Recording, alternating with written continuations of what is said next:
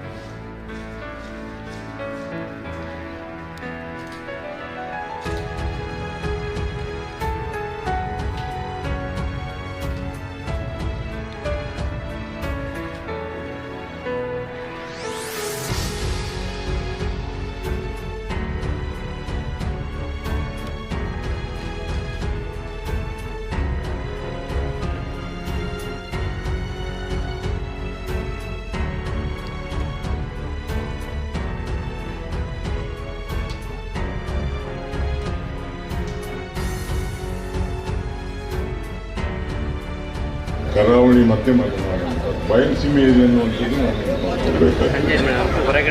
ಬಯಲುಸೀಮೆಯ ಸಮಸ್ಯೆ ಬೇರೆ, ಮಲೆನಾಡಿನ ಸಮಸ್ಯೆ ಬೇರೆ, ಕರಾವಳಿಯ ಸಮಸ್ಯೆ ಬೇರೆ. ಕರಾವಳಿಯಲ್ಲಿ ಒಂದು ಭಾಗ ಮಲೆನಾಡಾಯಿತು. ಕಳೆದ ಬಾರಿ 2012ರಲ್ಲಿ ನೀವೆಲ್ಲ ಸೇರಿ ನನ್ನನ್ನು ಗೆಲ್ಲಿಸಿದ್ದೀರಿ. 20 ತಿಂಗಳ ಕಾಲ ಅವಕಾಶ ಸಿಕ್ಕಂಥದ್ದು ನನಗೆ. 20 ತಿಂಗಳಲ್ಲಿ ನಾನು ಸಾಧ್ಯವಾದಷ್ಟು ಕೆಲಸವನ್ನು ಮಾಡಿದ್ದೇನೆ. ಅದನ್ನು ಮಾನ್ಯ ಆಸ್ಕೋ ಫೆರ್ನಾಂಡಿಸ್ ಅವರು ಭೂ ಸಾರಿಗೆ ಸಚಿವರಾಗಿದ್ದಾಗ ತೀರ್ಥಹಳ್ಳಿ ಮಲ್ಪೆದು ರಾಷ್ಟ್ರೀಯ ಹೆದ್ದಾರಿ,